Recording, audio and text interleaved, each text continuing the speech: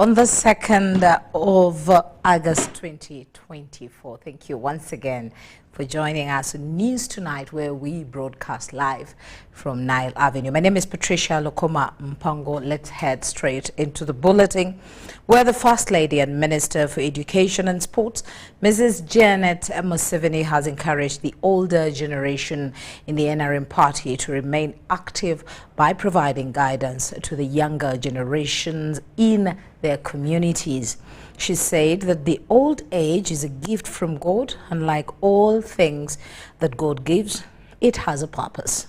Mrs. Museveni was meeting older persons of the NRM party in Ntungamo district, who she hosted at her home in Irenga, Ntungamo. The persons were drawn from Kajara, Rushenyi, Rohama East and Ntungamo municipality constituencies, as we hear more in this report.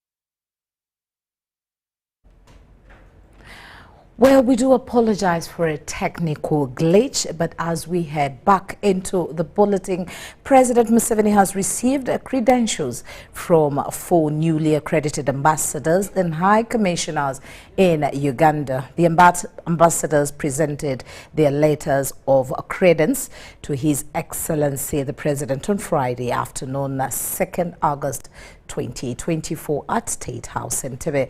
The 3 ambassadors include His Excellency Amokrain Maurad and Algerian Ambassador to Uganda, His Excellency Joash Arthur Manji, and Kenyan Ambassador to Uganda, His Excellency Frederiki Quispel, the Ambassador of Netherlands to Uganda, His Excellency Malaba Almon Mamba, and then the High Commissioner of the Kingdom of Eswatini in Uganda. President Museveni welcomed the ambassadors to Uganda and promised to work with them to strengthen cooperation between their respective countries and Uganda. His Excellency Joash Arthur Manji, the Kenyan ambassador to Uganda, extended greetings from His Excellency President William Ruto to President Museveni, saying the 2 countries are long-term partners in many aspects, including trade. He also commended President Museveni for his passion about the intra-Africa trade. President Museveni re-emphasized the importance of integration of East Africa, saying it is the only solution to prosperity, especially through trade. Welcoming the Algerian ambassador to Uganda, President Museveni was pleased to hear that Algeria is in advanced stages of improving Ugandan products, especially milk, tea and coffee. The new Eswatini High Commissioner to Uganda, His Excellency Malaba Almon, member who sits in Addis Ababa, Ethiopia, conveyed greetings from the King Mswati III, who is looking forward to his upcoming visit to Uganda. He also congratulated President Museveni and Uganda upon winning the bid to host the African Humanitarian Agency during the 45th session of its executive session. Now the African Union Executive Council of Ministers of Foreign Affairs and second highest decision-making body of the African Union that sat in Accra, Ghana from 18th to 19th July. Now, according to President Museveni, Uganda was selected for its clear, open refugee policy and being the largest refugee hosting country on the African continent with established legal and institutional frameworks.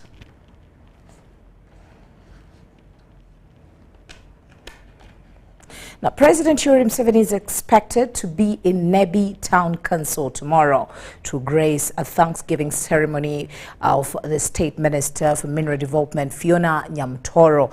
People of Greater Nebbi are expecting him to speak about pressing issues that the Alur Land and West Nile as a sub-region are facing. Our road going to Payit, the one complaint is our hospital. Our hospital, if you go to hospital there, you cannot get medicine.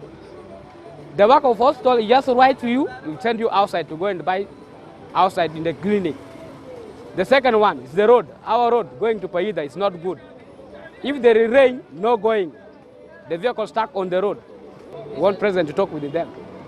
To welcome and host the president in our area upon his cheerful heart of appointment towards one of us, who happens to be our own Secretary for Female Affairs in the District Youth Council of Nebbi. She doubles as the Member of Parliament representing the young people. And now that the President, in his own wisdom, has given her the appointment as a minister, we now feel the minister should be moving on a better road. We do not want to hear a case where a minister is stuck on a road. He is resourceful enough to put us right with his institutional knowledge that we want to borrow from him. Currently, as we talk, power tariffs are very high. Sometimes, and they're varying. You'll find someone comes and buys power for 5,000 or 10,000. The token that is given to him is different from the other one that is given. How I wish the government, the president, tackles that and he talks about the reduction of the tariffs to at least something that is affordable. In Zombo, we don't have district hospital. So as a district chairperson, on behalf of people of Zombo, I am requesting His Excellency to see into this.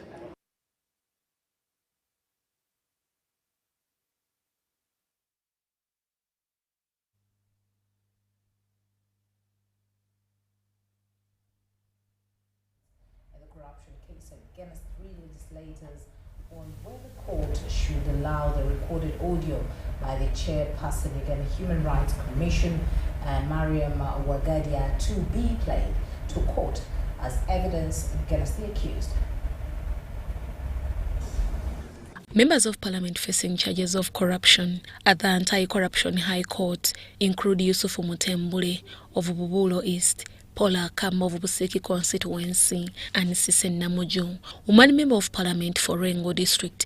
Court was presided over by Judge Lawrence Jidudu. Human Rights Commission Chairperson Mariam Wangadia was the first witness to testify in this case. Mrs. Wangadia told court that in the financial year 2024-2025, they had a proposed budget of 58 billion as a commission. However, the problem came after the Parliamentary Budgetary Committee refused to approve this budget. Mrs. Wangadia said she tried to plead to the committee, but all was in vain, not until Member of Parliament Fox Odoi approached her and took her to Honorable Yusuf Mutembuli, who was the Deputy Chairperson Parliamentary Legal Committee by then. Honorable Yusuf said the budget was to be approved within the next 2 days, and that then was the time for them to help me defend our budget as presented. The witness contended that upon reaching in Mutembule's office, he was asked a 5% bribe of the commission's budget, which was made to convince MPs sitting on the budgetary committee to approve the commission's proposed budget. They said they were about to go for campaigns for re-election. That they needed money also to distribute to some of their colleagues. Did they disclose any other persons other than the budget committee? Ministry of Finance officials. They said we will handle all of them. Wangadia said in refusing to accept this, Member of Parliament Yusufu Mutembule reached the former Vice Chairperson Budgetary Committee, Mudimi Wamukuya, who also asked her to bring a 5% bribe. And he told me that you should know what we do here. Who is speaking? The Vice Chair? Yes. Then he got a plain sheet of paper, picked a pen and wrote there 5%. At that point, I knew that we were destined not to have our budget. Later, Yusufu Mutembule was forced to call the Uganda Human Rights Commission accounting officer, Ewanu Enjanga Miriam, over the same issue. Wangadia said since she has tried all means to approve the commission's budget but all in vain, she resorted to resigning from her job, which issue she addressed to President Museveni for advice. Because His Excellency, the President, had told me to help him catch any member of Parliament. So why were you specifically calling Betty? To inform her, to inform His Excellency, the President, through her, of what was happening. Specifically, that I had received a phone call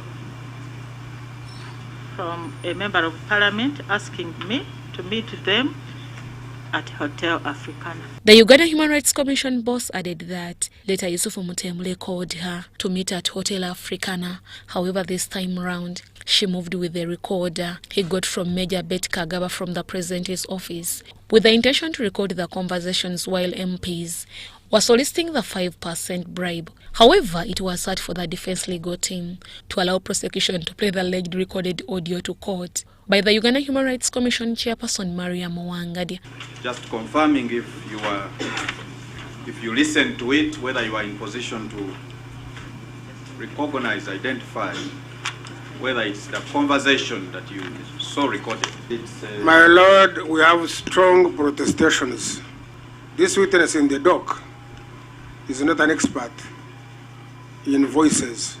In the same court, the legislators asked court to be granted bail, although their bail application was objected by prosecution. Both rulings will be delivered on Monday, 15th August 2024, as the main case will resume on 8th August 2024. The MPs have been further remanded to Ruzila Prison. Deborah Namamonde, UBC News. Now, the Ministry of Local Government has cited the need for increment of inspection budget for better service delivery, especially in the fight against corruption. Benjamin Kumumanya, the Permanent Secretary, Ministry of Local Government, says that if the state looks into this issue, a lot will be achieved. This was during a quarterly meeting of CAOs and town clerks held in Kampala.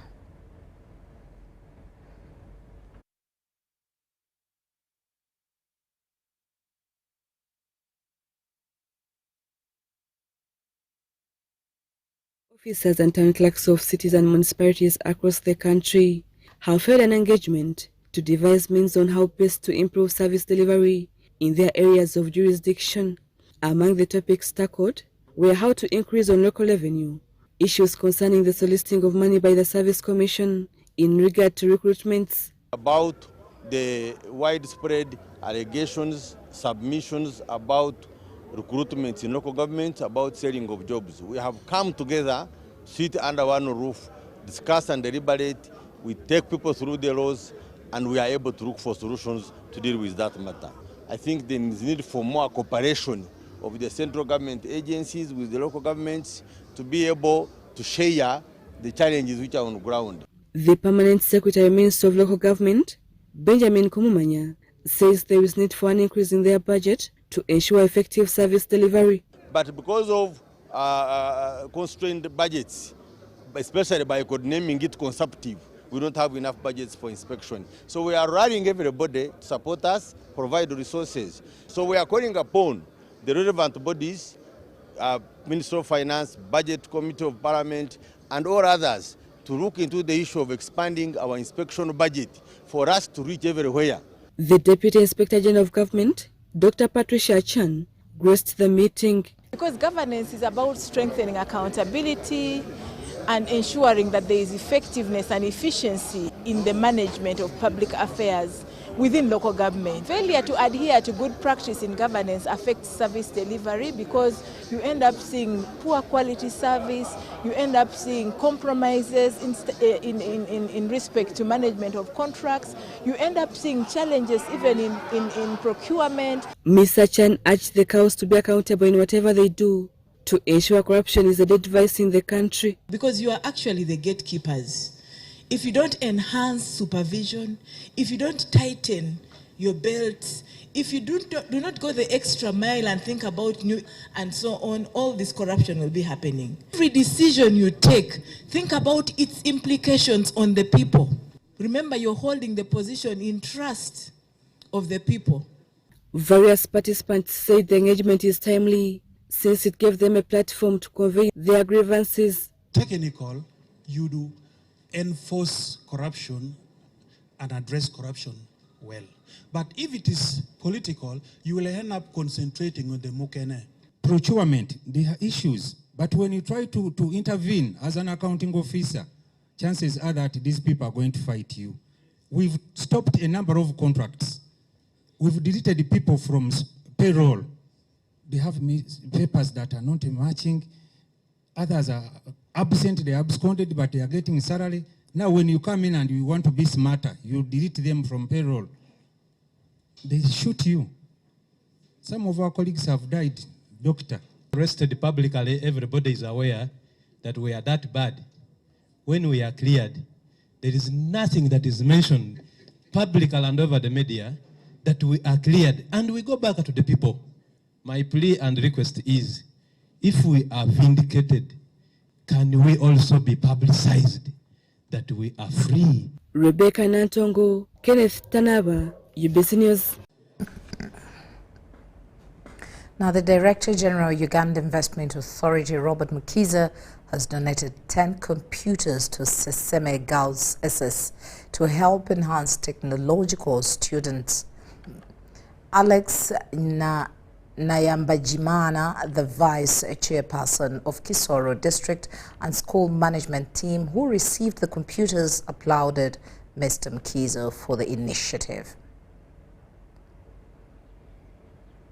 Computers. But good enough, those who stole those computers, we are caught and arrested. That's why we can even suffer for that. And again, I want also to thank Director General Uganda Investment Authority for tremendous work, support which has been rendered to Kisoro District local government. You see,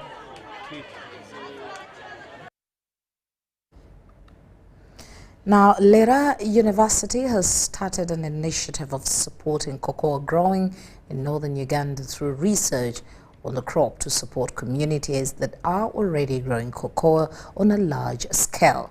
To achieve the initiative, the university has set up a committee of 30 senior staff members to carry on their due diligence.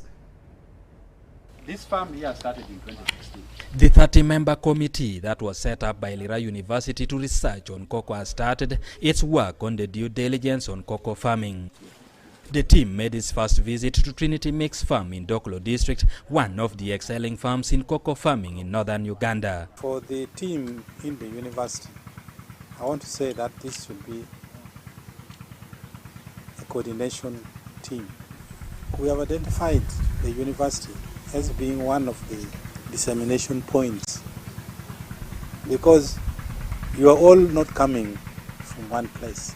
A kilogram of cocoa is currently selling at about 30,000 shillings. The chocolate industry consumes about 43% of all cocoa, with the USA and Europe being the major importers of cocoa. I can now tell you that by December 2023 is when we now started harvesting the cocoa here. And it is big money, I must tell you.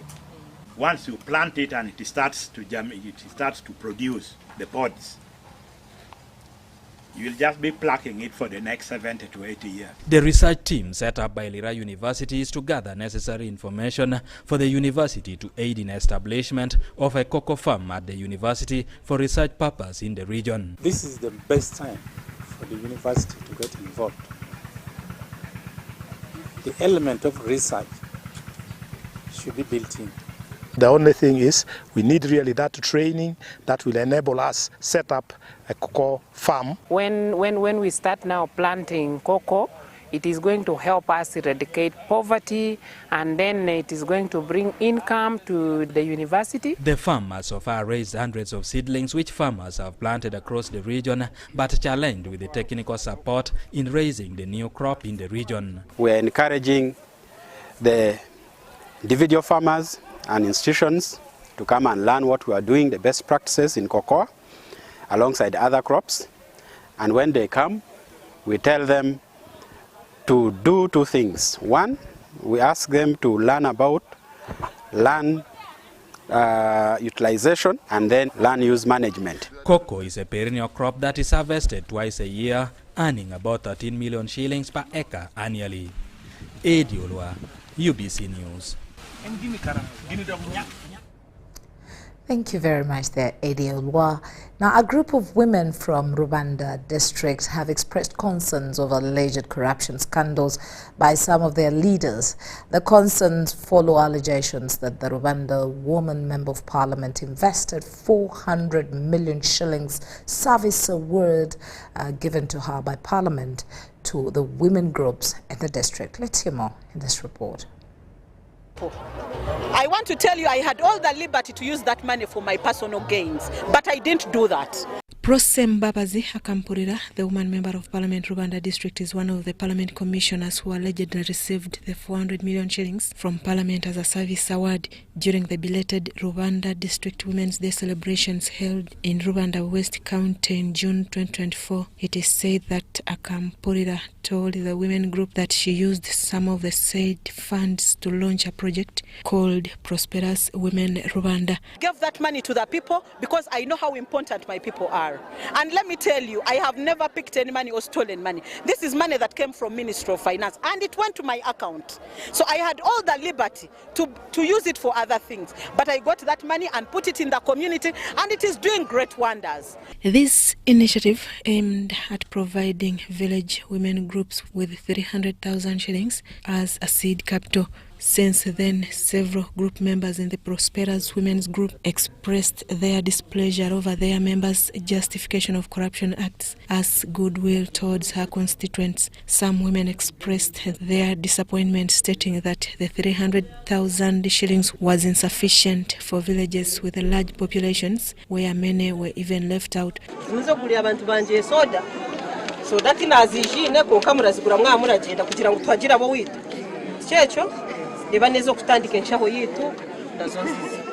amijwara shate yatuhire twashika hezitu mico 12 twamara twabagana bujya mu yatwara 15 babara bokuza kunyoka shera bakanywa barawuza kushaka bashaka. The dissatisfied members of the group urged that since Akampurira admitted to being involved in corruption, she should face the appropriate consequences. The said funds were allegedly distributed to only 166 out of the 461 villages in the district, leaving 295 villages without any funds. Akampurira allegedly allocated 49 million shillings to the 166 women groups, leaving 350 million shillings unaccounted for.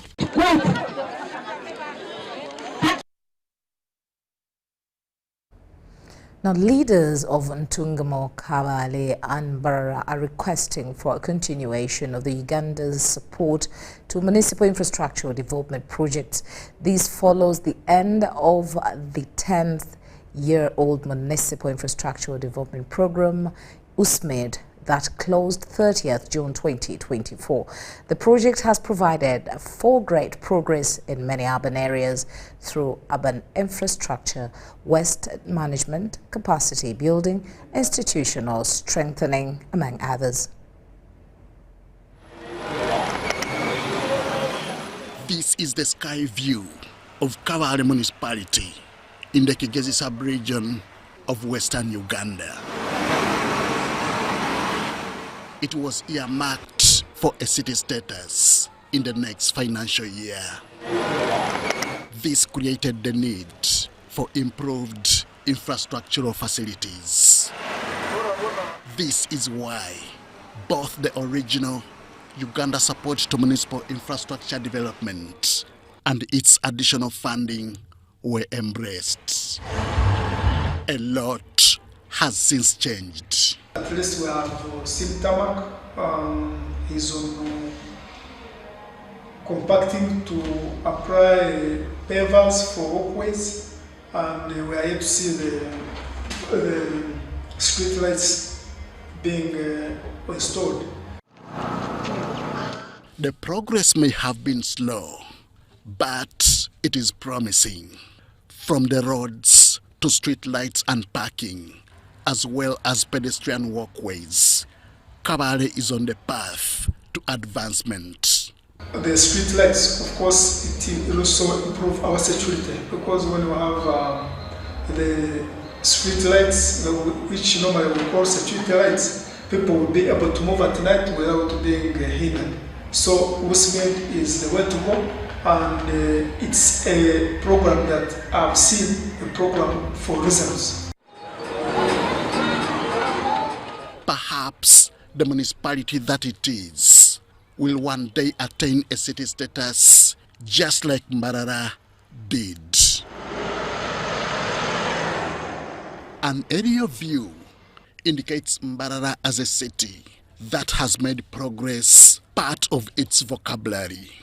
And one way that this success has been attained is through embracing USMID. If we are going to most of these roads where these works have been done, Ruwebu Corner, if you go to Remba Road, if you go to some areas where these lights have been put, you will find that the night economy business has been boosted. So that one itself means a lot, that people have benefited some income right away. They work from day and night.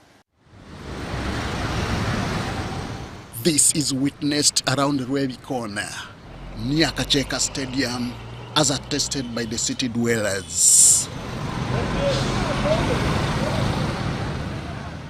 Kuba dungi maze emyaka 18 ndikozesa ati byaterere kuba runo n'abatuze tutambira ko turi burungi n'ebitara byaka kumkureba oruguto rukarube munonga tukatsi twineho rights nkezi noreba hati haro technology advance ingere twineho rights.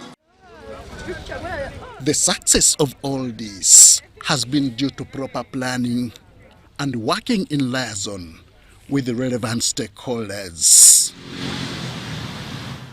Mbarara City Mayor Robert Kachebezi continues to be part of the progress. You know, on this same project where I'm standing on Major Victor Van, I think much of what is remaining and which can also be done within a shortest possible time is the level of street lights. But the walkways are being completed, stone pitching is being done, so at least now I can fully say that by the close of the more extended time, we shall have completed everything. Similar optimism would be shared by Ntungamo municipality if all factors were constant. But then not. Some elements are still lacking for USMID to be fully successful here. We are supposed now to be using this facility to the maximum. You see now people are constructing the way how you see, they are constructing near the road, because here they are supposed to do the work, they beautify and put in lights. All those things are what? Are not there. But anyway, we shall wait and see He wants Ntungamo to share the same beauty and progress as is the case with other urban centers in this cluster. Once this project is done, the economic activities here will increase, and the municipality and the district as whole will now, the revenue will have what? Will have to increase. In this cluster, the urban areas are 3. 2 are municipalities, while the other is a city.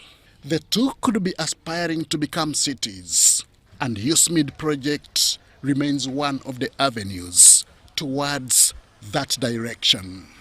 Henry Okrut, UBC.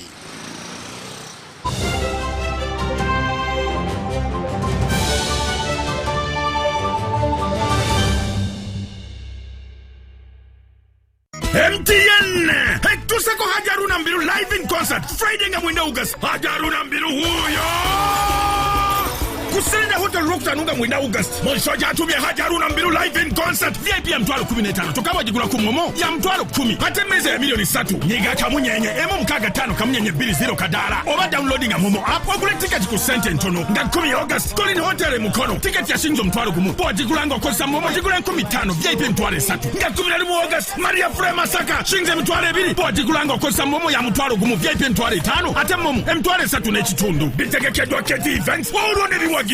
MTN. Together, we're unstoppable.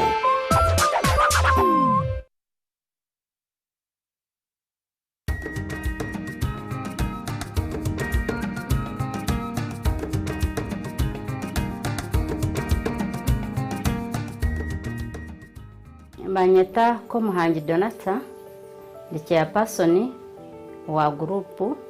I am the chairperson of this group that got money. The group is called Kalsandala HIV/AIDS Craftswomen Group.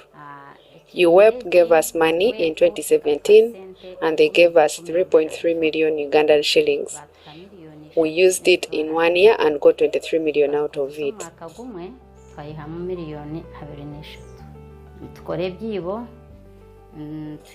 We do baskets and kitchen gardens, and we also have a saving group. We thank UWEP because this money helped us as women.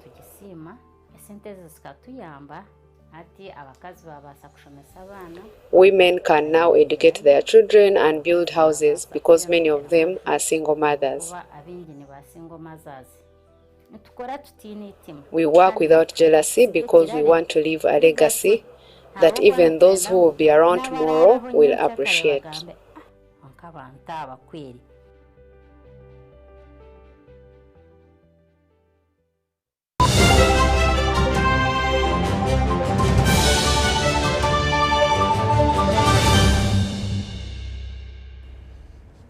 Welcome back from that short break. Now into a world for a good cause. The Rotary Club of Uganda is seeking funds to complete the radiotherapy bunkers facility under construction at Nsambia Hospital, which will aid the diagnosis of cancer patients.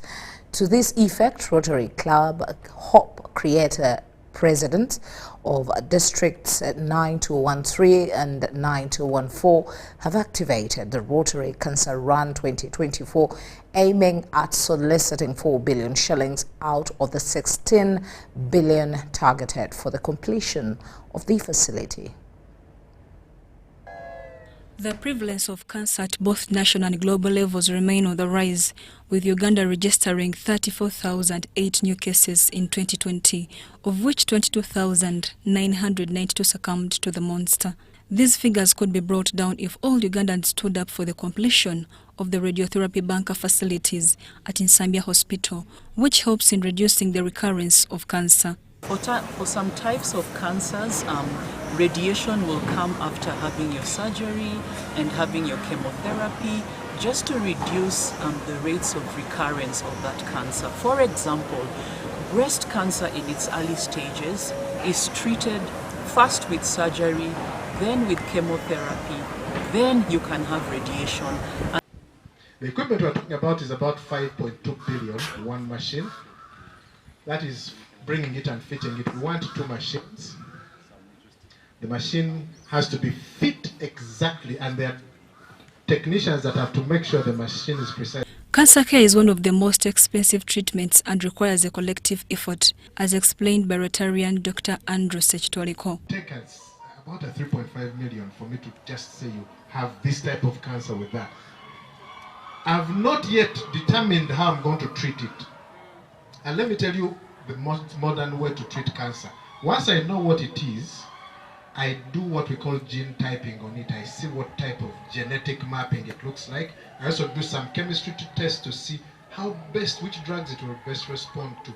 So care for cancer already can hit a 10 million before we start touching. So the advocacy, guys, doesn't stop in building. We are doing a lot. The government is listening. Once fully installed, the radiotherapy bunkers will ease on the overwhelming numbers of cancer patients at Mulago Hospital. In Mulago, I don't say it's a bad hospital, it's good. They are doing their best, but they're overwhelmed. They are overwhelmed. You go to a doctor and all of us are waiting for one doctor. The doctor has to see you have prostate, you have breast, it was too much. You break down every other time. So you have an appointment with the doctor, you go to Mulago, the doctor is there, the machine is down. You go back. Cancer is such a bad thing that hits you hardest. It hits your pocket, it hits your health. The Rotary Cancer Run is not only intended to give hope to cancer patients, but also as a platform to remind everyone about the importance of early screening. It should be remembered that early screening of any disease increases one's chances of survival. It's all of us putting on our socks, working extremely harder than we have ever worked. Why? Because now we know what is required. If I didn't use force to my wife, I think that should be normal. So we need to men here, let us ensure that we support these ladies. Let us use force to take them and check every... According to the Uganda Cancer Institute, the most common cancers eating up Ugandans include breast cancer, cervical cancer, prostate cancer, Kaposi sarcoma, and the cancer of the ovary. Mary Namkose. Now, Drugs for Neglected Tropical Diseases Initiative, DNDI, have constructed a new state-of-the-art laboratory and modern kitchen at Amudat District Hospital in Amudat District. The new facility, to cost over 600 million shillings, is expected to improve healthcare service delivery in the district. Amudat Hospital was constructed in 1957 by a missionary doctor and was handed over to the Church of Uganda in 1970s. It is the only hospital in Uganda which treats Kalahaza, a neglected tropical disease common in Karamoja sub-region. However, the facility at its old state has many challenges ranging from limited infrastructure, equipment, and high patient numbers. This affects efficiency in service delivery. In the desert of uncertainty, an oasis of hope has come in Drugs for Neglected Tropical Diseases initiative. The Kenyan-based non-government organization is lending a hand in boosting the hospital standards. They have been giving us cars. Every time it happens, they are now giving us this facility. Look here. We are lucky to have a doctor. It was not for fun. They have supported nutrition program for our patients.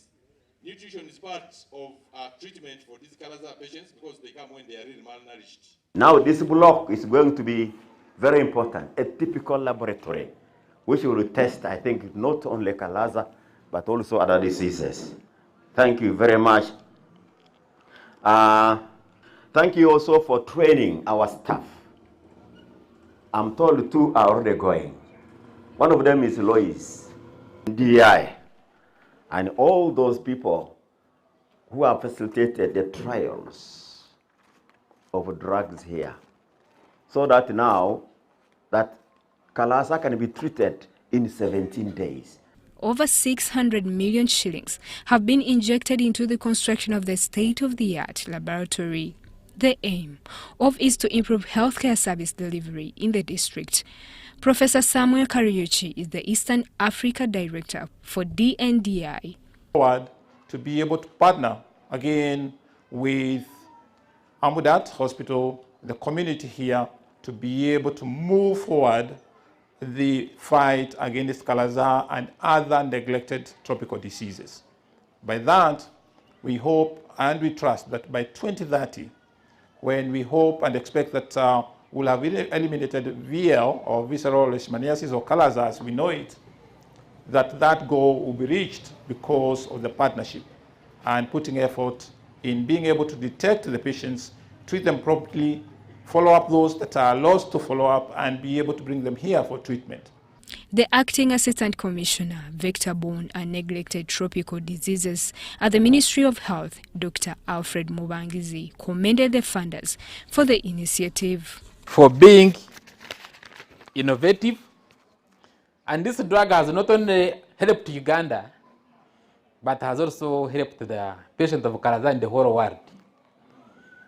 Because since then I have moved with the DNDI. We have been in different international conferences and I have presented this medicine, and it is now being used. It's approved by WHO, and it is the one now we are using in the whole world to treat Kala-Azar, and was actually made from here. So we need actually to clap for DNDI and Professor Olobo. If accredited, Amudat Hospital is going to be among the 5 laboratory hubs in the country. Labs as hubs.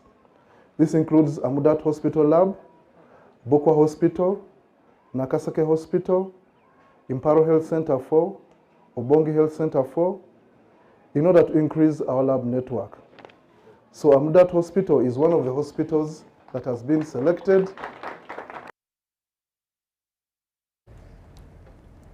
Now, a fundraising drive towards raising funds to produce a movie about mental health challenges has been launched in Uganda, according to a film behind, that is the farm behind the initiative, Faye Films Foundation. The campaign looks forward to raising about $10,000 for the intended production. That mental health remains one of the silent killers is not a secret, but a well-known public health challenge. This underscores the need for more campaigns to raise more awareness about this challenge. This is why a $10,000 campaign has been launched to raise funds as regards the same. Mental health is so rampant nowadays. It's so like it has increased not only in Uganda, and I think in Uganda it's still a myth that when somebody is suffering mental health illnesses, they don't have to go to hospitals. But I am doing these campaigns to show people that it is okay to seek medical attention and to look for a psychologist. So we are going to start doing these campaigns immediately after the movie comes out, and we are going to go to all East African countries. We might even go like outside Africa. The campaign is in line with the reasoning by Christine Nisima, the Senior Programs Officer, Mental Health Division at the Ministry of Health. We see a lot of anxiety disorders. We see a lot of depression disorder, people with depression. We see a lot of people with substance use disorders. We see a lot of people with what we call bipolar and what we call schizophrenia or psychosis, the real mania now. The chief fundraiser, Remy Malay, says the campaign is timely. Well, try your best. It's daily effort. The way you feed food is the way you feed your character to be better, your behavior to be better, your brain to see better. We can be careless and see the wrong thing, but counter it by feeding better.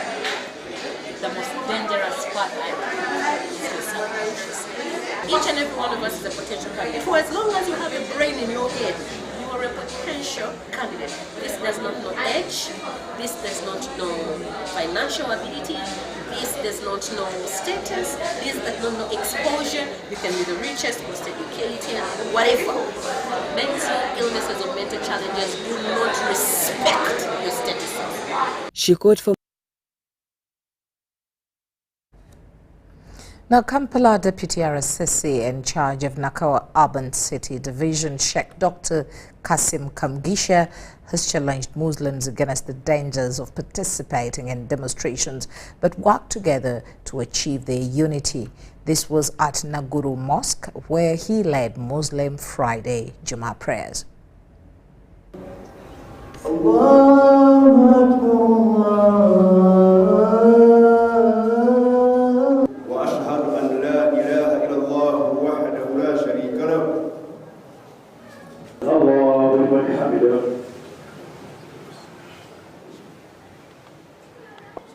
As we go back to where we came from, as we prepare to go back, we are asked to do one thing, to fear Allah subhanahu wa ta'ala.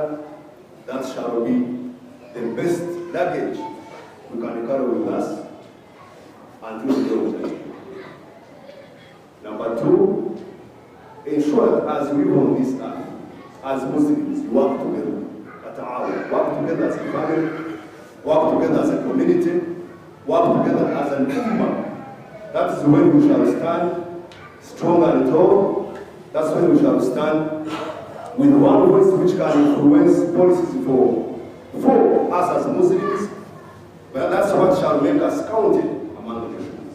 To what is applicable to our leaders and those with authority amongst us, as long as they don't lead us to disobey Allah subhanahu wa ta'ala in His tawheed. ورموا عبادات إن شاء الله سبحانك اللهم وبحمدك نشهد أن لا إله إلا أنت نستغفرك ونتوب إليك السلام عليكم ورحمة الله وبركاته.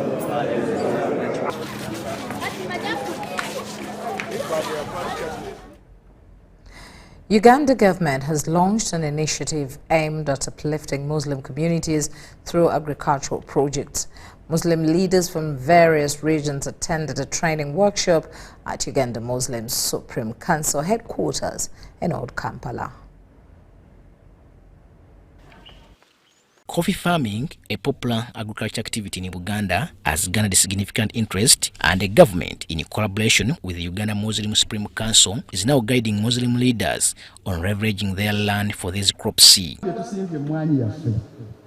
We have planted our coffee. When you plant it, it is small.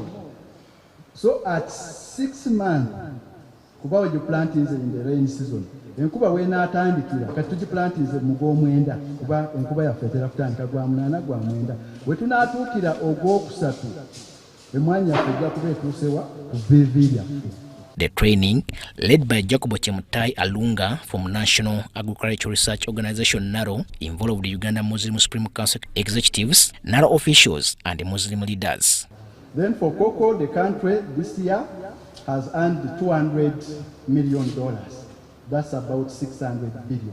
Muhammad Lubega Chisambira, the national chairman of the Uganda Muslim Supreme Council, highlighted that the initiative followed a meeting with the president, where Muslims requested government support for development. In response, the government allocated 600 million shillings to kickstart the project. I've agreed today that we should henceforth start implementing the expansion of coffee and the cocoa growth on all land that belongs to the Uganda Muslim Supreme Council. Our target is to have at least 100 acres of land covered with cocoa or coffee by the end of this year, inshallah, especially for the rural farming areas. The plan includes planting over 1,000 acres of coffee and cocoa. Additional focus on sheep and goat breeding in northern Uganda. So to have herds of sheep and goat or small ruminants for areas like the Teso Karamoja region, which can be multiplied so that the numbers are increased to increase the income of our people. And then for urban areas like Kampala city, we hope to engage with the youths, the Muslim youths, to make sure we buy briquettes or charcoal making machines, because charcoal is becoming scarce in Kampala, and yet people will have to eat food every day. The initiative has been positively received by the Muslim community, who hope it will alleviate poverty and foster self-development through active involvement in these agricultural sectors. Through agriculture, we are going to grow coffee, cocoa, and other crops. These are mainly going to help our Muslim community from poverty. Robert Katamba and Jemilu Sekaja, UBC News. Now, the later civil war that lasted for close to a decade in northern Uganda left many innocent civilians in deplorable conditions and dozens of children abducted and turned into child soldiers. Towards the end of the gun silence in North, majority were rescued and integrated into their communities. Samuel Odon is currently a human rights activist whose memories of the LRA war in northern Uganda remains fresh. At the age of 10, he was among the innocent children abducted from Urum sub-county in the present-day Otuke district. At the time of his abduction, he was playing football at the area pitch. In 2000, he surrendered to the UPDF army after a heated battle that later set him free. I was again scrolling to my opponent. I was supposed to be shot. I throw the gun. I raised my hands. As young as I was slapped only once. On return, Samuel had already been initiated into the bush life. Together with a few friends, he again escaped from Rakele Rehabilitation Center and joined street-connected children in Lira. Platform for Labor Action got me from the street. Because if without that, I wouldn't be. So I appreciate being Joseph Cohn's activities. It has made many people, not only me, many people to survive.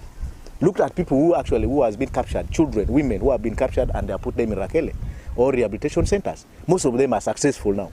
Other things, they are at disadvantage. Others are what? Advantage. Efforts from Platform for Labor Action and King James Comprehensive School transformed him from the street to an amazing person. He now fights for other people's rights, including the marginalized and vulnerable groups. I would say without Platform for Labor Actions and Joseph Cohn, I would not be who I am right now.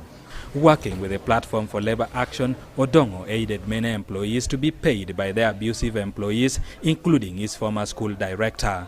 The way they actually protected my right as a vulnerable person, I have to protect the right of people to the whole world, not even in only Uganda.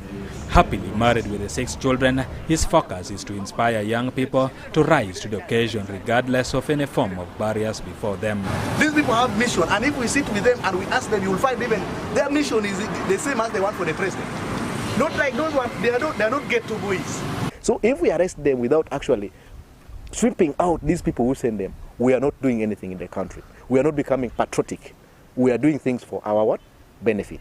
For over 20 years, until 2006, the people of northern Uganda suffered at the hands of the Lord's Resistance Army insurgency led by rebel leader Joseph Cohn. Because they always lie that in the bush there, when you fall down, they kill you. No, they don't kill you.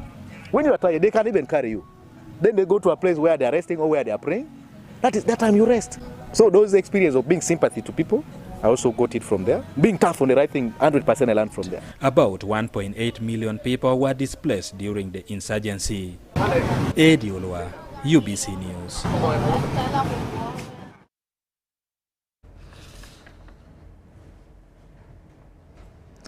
Well, we have some beautiful news that has just come in, and as a national broadcaster, we would want to break it to you that Joshua Cheptegei has won the 10,000 meters run. That is, he has broken the Olympic record. And of course, coming in as a national broadcaster, we will be giving you all these highlights in just a bit as we wind up our news. Of course, he was beating Ethiopian Rogwai. He's one of the world's champions, and in the Olympic, of course, in the run of 100 or 10,000 meters. So we will be bringing you more updates on that. But we are blessed to have Cheptegei in Uganda. As we move forward, St. Joseph's Nagalama have emerged winners of the 9th edition of the Stanbic National Schools Championships after defeating over 15 schools to the overall award. The winners had the Sunny Troll project that stood out as an extraordinary transformative creation, among others.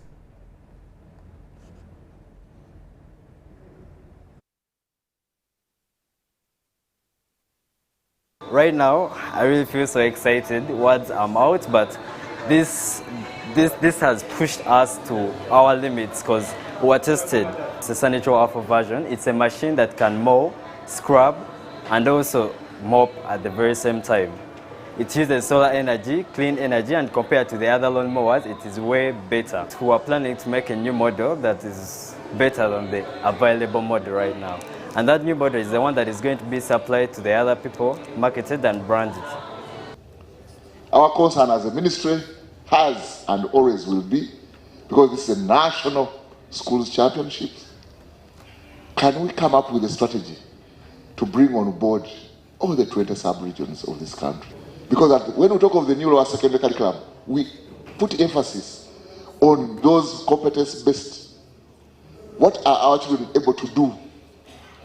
Impact is exceptional, and I can tell you that some of the marketing briefs I've had today are far better than any I've had in a long time. But the reason why it's so compelling is because you guys are solving real problems. So well done in getting that creativity unlocked. At Stanbic, we're really keen to play a role in empowering the next generation. You know, it's a program that really partners with as many people as we can to ensure that it is richer.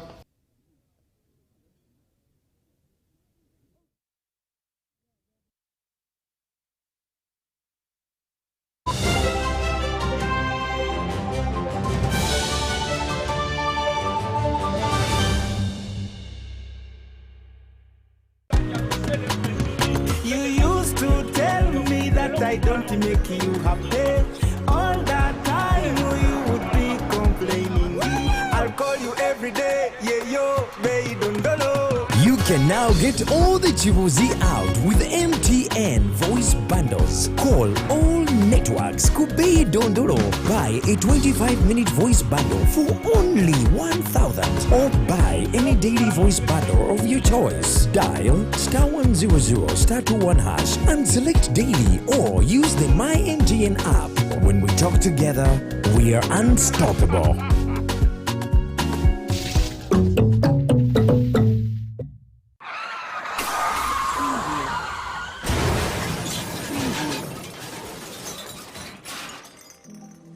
Shocking statistics on road crashes in Uganda show that there were over 23,608 road accidents in a single year, 2023. This highlights an increase of 16% compared to the previous year. The Uganda Traffic and Road Safety Report of 2023 also shows that there were 24,728 casualties from road crashes, with 4,806 people dead, 16,736 seriously injured, and 3,186 escaping with minor injuries. The rampant increase in the number of road crashes and casualties in Uganda is seriously alarming. According to Uganda Police Traffic Report, 80% of road crashes in Uganda are as a result of speeding, reckless driving, and violation of traffic rules and regulations. Your life and that of other road users matters. Every life taken or injured in a road crash is an emotional loss to a family, resource loss to a business, development contribution loss to a community, and a socio-economic loss to the nation.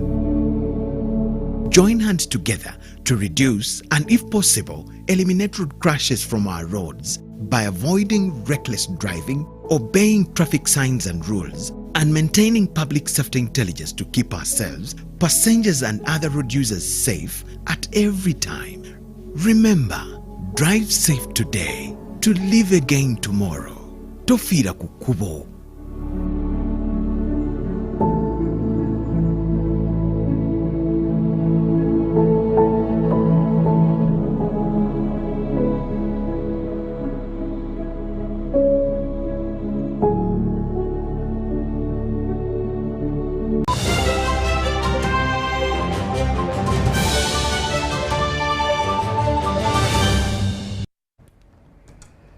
Well, this bulletin is quite very interesting. We are keeping on shining. Uganda is indeed shining, and we do have a winner, Joshua Cheptegei. We will keep giving you updates on that. But of course, he has broken the 10,000 meter Olympic record. He came in at 26 minutes, 43 seconds, and 14 microseconds, beating the Ethiopian Aregwai. Now, Joshua Cheptegei becomes the fastest person to finish the 10,000 meter race in the Olympics. What does that make him? He makes him both the Olympic champion in the world, but also the champion in the 10-meter record. And he is our very own Ugandan. I understand that we welcomed him graciously the last time he brought the gold medal. But this time around, I don't know how we're going to do it. We are so blessed. We are so excited with Joshua Cheptegei.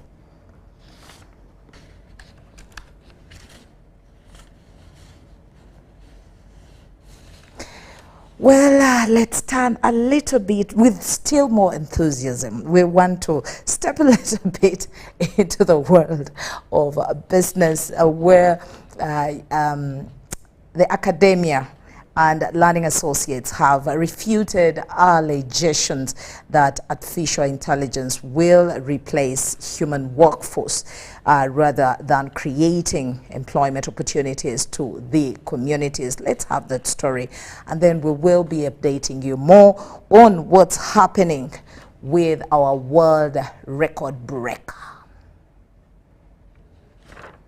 Amuria and the surrounding districts are among the pastoralist districts that deal in milk production in Eastern region. This underscores the need to tap into the production for value addition. This explains why government has launched the construction of a 700 million shillings milk collection center in the area. Next to Wera Market in Wera Town Council in Amuria District, the facility is to be constructed within the next 6 months.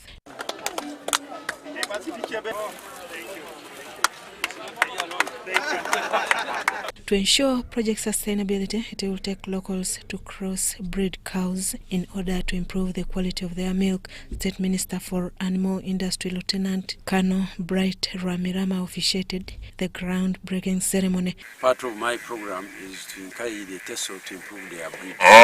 We must thank Echeru. He has 2 herds. The herd where we are is which was The State Minister for Works and Transport, Musa Echweru, said 30 liters of milk harvested from his farm are still underutilized. A lot of cows here, but the problem is the quality of the cows. But even with that poor quality, there is some milk which was just going to waste. The challenge cuts across, as remarked by Colin Katunji Mutungi, the Dairy Development Authority Director for Finance and Administration. To both local leaders and area farmers, it's all promising. We have had about 23,000 liters of milk in these 3 sub-counties. The breeds are a little bit poor. We, as a department, are trying to put in place breed improvement. We had a challenge of markets for the milk, and yet our people are very interested in animal production. As we talk now, we have so many people engaged in this production. A liter of milk in Amuria district costs 1,200 Uganda shillings, something that has demoralized the farmers.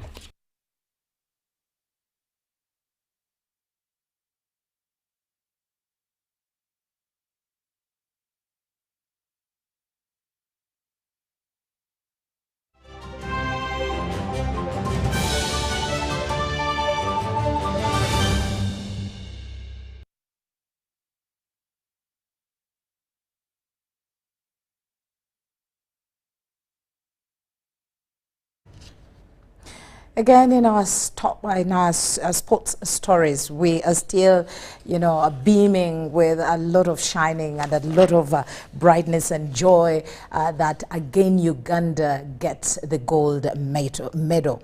And it's none other than bringing it back home another time. It's Joshua Cheptegei. He has once again broken the 10,000-meter Olympic record. Oh yeah, oh yeah, oh yeah.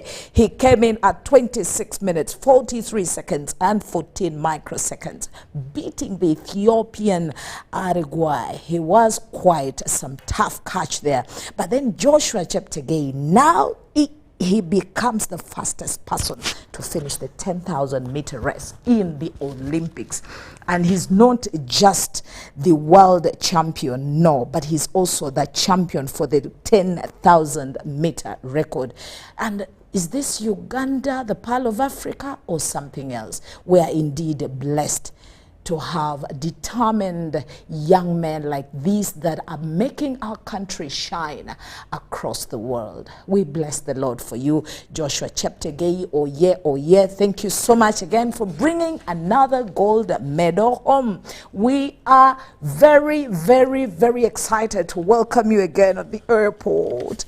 Okay, again, let's move ahead in our sports. I'm so excited. Another gold medal. Now, the 2024 Johnny Walker Uganda Open Golf Tournament has been launched with Uganda Breweries Limited through its Johnny Walker brand at the helm of ensuring it's a success story. Let's hear more from John Barnes Center. The luxurious Entebbe Golf Club has hosted the official launch for the 2024 Johnny Walker Uganda Open Golf Tournament. Uganda Breweries Limited, through its Johnny Walker brand, has injected 550 million shillings, which is an increment from last year's 410 million Uganda shillings. I'm super excited today as we officially launch the Johnny Walker Uganda Golf Open Championship 2024. As UBL, we have been strong supporters of the game of golf for the past year, and today we are still excited to walk this journey with the golfers for our second time round, headlined by the Johnny Walker brand. What our consumers should look forward to is an amazing experience. We will be immersing them into our wonderful brand, giving them an experience to enjoy our bottles, our bottle experiences, our cocktail experiences, and taking them through a flavorful journey of Johnny Walker. So for us as a brand, it's important for us to partner with the game of golf because it's part of our mantra, it's part of our championing the spirit of progress. As you know, golf is about progress, it's about making strides, and it makes a lot of sense for us to be part of this sponsorship. Entebbe Golf Club captain Serwan Walusimbi lauded the sponsors for the trust and promised a return on investment through quality competition. I have to thank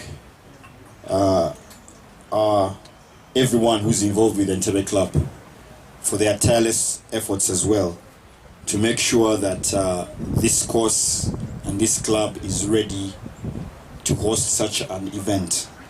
And they are working day and night to make sure that by the time we hit the first ball in a few weeks from now, that the course will be in pristine condition. The launch was graced by the president of the Uganda Golf Union. The tournament starts on 23rd August with the seniors category, followed by the ladies open the next day, with the amateur open to run between 26th to 31st August. The pro-am will be played on 24th August, while the professional open, whose kitty has grown from 100 to 150 million shillings, is slated for 2nd to 7th September.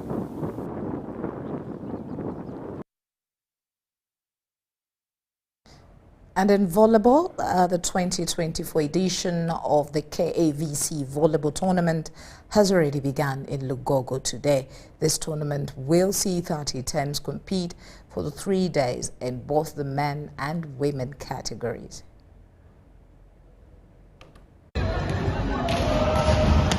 Day one of the KAVC International Tournament started today, Friday, 2nd August 2024 at the Lugogo Indoor Arena and the hockey grounds. 30 of the best teams from the region, including Rwanda, South Sudan, Burundi, Kenya, and Uganda, are in contention for the grand prize. Many of the athletes are enjoying the experience in Uganda with hopes of aiming to qualify for the knockout stages set for this weekend. I found Uganda quite nice. Not too hot, not too cold. For my teammates, first of all, I just asked for teamwork. Because already for when you are working in a team, it's very easy to achieve objectives. And we're here to learn from others, from other teams. The chairperson of the organizing committee says this tournament has grown over the years and has been of benefit to many players and clubs. So far, the organization is going on well. It's day one. It's still too quick to anticipate who will get through to the next level. But all is going on well, and we pray for good weather. This tournament is one of the biggest, I must say, and as one of our objectives, we promote health through sports. We look at the growth of volleyball right from the lowest level all through to teams that are playing in professional, players that have gone semi-pro, and well, we believe we're doing a good job to the growth of the volleyball. Rwanda Revenue Authority and Rwanda National Policy Volleyball Clubs are the defending champions in the female and male categories, respectively, from last year's edition. Sami hopes that KAVC and other Ugandan teams can terminate their neighbors' dominance. There is nobody who would want to have a tournament and just give away the trophy. So we hope as KAVC to put up a good show and make it through to the finals. And we hope that other Ugandan teams as well are putting it such focus so that this year the trophies can remain home. The preliminaries would have concluded on Friday and Saturday morning, with quarterfinals and semi-finals set for later on Saturday afternoon, and finals set to be played this Sunday. Besides KAVC Volleyball Club, Seroma High School, Police Prisons, KCCA and Deje University are among the local clubs participating this year. Marshamiro Victor, UBC News. Well, that does bring us to the end of our bulletin. Thank you so much for joining us. We're so happy for the whole sports segment was dominated by joy. Well, it's very unimaginable. 10,000 meter race in 26 minutes, 43 seconds and 14 microseconds. He has done it again. My name is Patricia Lukoma. A very good night to you, my dear friend.